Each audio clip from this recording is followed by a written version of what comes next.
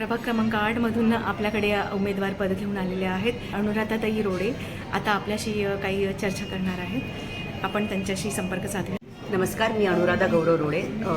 प्रभाग क्रमांक 8B या पदावर मी अपक्ष उमेदवार म्हणून अर्ज भरलेला आहे आणि या इलेक्शनसाठी माझी तयारी ऑलरेडी सुरू झालेली आहे. 4 दिवसामध्ये इलेक्शन आलेलं आहे आणि या बिझी शेड्यूलमध्ये तुम्ही मला इथे बोलवलं त्याबद्दल प्रथम धन्यवाद. उभं राहण्यामागचं कारण जर म्हणाल तर ट्रेडिशनली प्रभाग 8मध्ये एक जी सीट आहे ती माजीवाडा आणि लोढा ह्या एरियाला रिप्रेझेंट करते. पण ह्या इलेक्शनमध्ये तो एरिया उपेक्षित राहिलेला आहे. त्या एरियामध्ये कुठल्याही प्रकारचं रिप्रेझेंटेशन न मिळाल्यामुळे आपण पण ह्या एरियासाठी इलेक्शन लढावं म्हणून मी इलेक्शनमध्ये सहभाग घेतलेला आहे.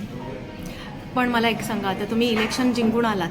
आता आम्ही असंच समजतो की तुम्ही जिंकून आलात, पण जिंकून आल्यानंतर आपल्या समाजासाठी किंवा इतर काही मुलींसाठी, महिलांसाठी आपण काय निश्चित केलं की त्यांच्यासाठी काय करावं?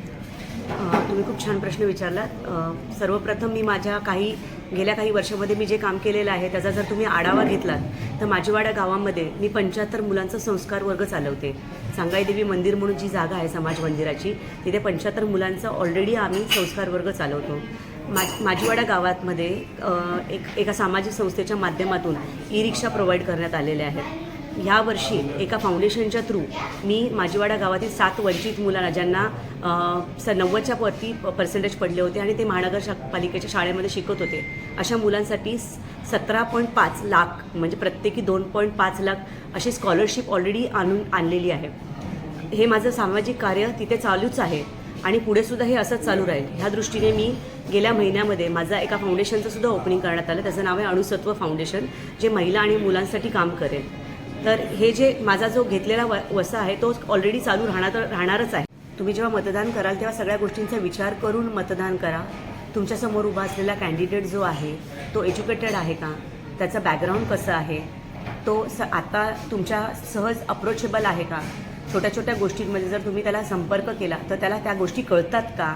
समजा उद्या तो जर महानगरपालिकेमध्ये गेला तर तुमची बाजू, म्हणजे फॉर एक्झाम्पल तुम्ही म्हणाल की आता मी ज्या सोसायटीमध्ये राहते म्हणजे लोढा लक्झुरिया, तशीच काही सोसायट्या प्रभाग 8मध्ये जर तुम्ही बघाल 65% ह्या सोसायटीज आहेत आणि 35% गाव उरलेलं आहे. तर ह्या 35% सोसायटीला रिप्रेझेंट करणारं नेतृत्व तुमच्याकडे आहे का. आणि 35% उरलेलं जे गाव आहे, जसं की मी तुम्हाला सांगते, माझं लहानपण जे आहे हे भांडूपसारख्या एका छोट्याशा विलेजमध्ये गेलेलं आहे. तिथे खूप मोठ्या प्रमाणात स्लम एरिया आहे. स्लम एरियामध्ये असणारी जी काय म्हणतात लोकांची रिक्वायरमेंट आहे ती सोसायटीच्या रिक्वायरमेंटपेक्षा पूर्ण वेगळी आहे.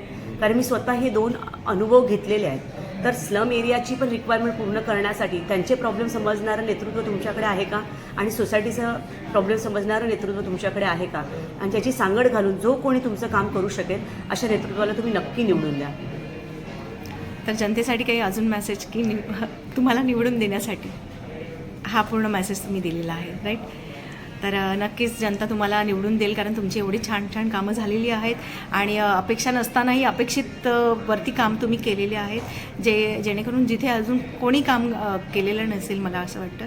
पण तुमच्या कामगिरीची चर्चा भरपूर ठिकाणी चालू आहे, आम्ही पण ऐकलेली आहेत आणि खरोखरच जनता नक्कीच तुम्हाला निवडून देईल. त्याबद्दल धन्यवाद आत्ताच्या वृत्तवाहिनीसाठी. थँक्यू.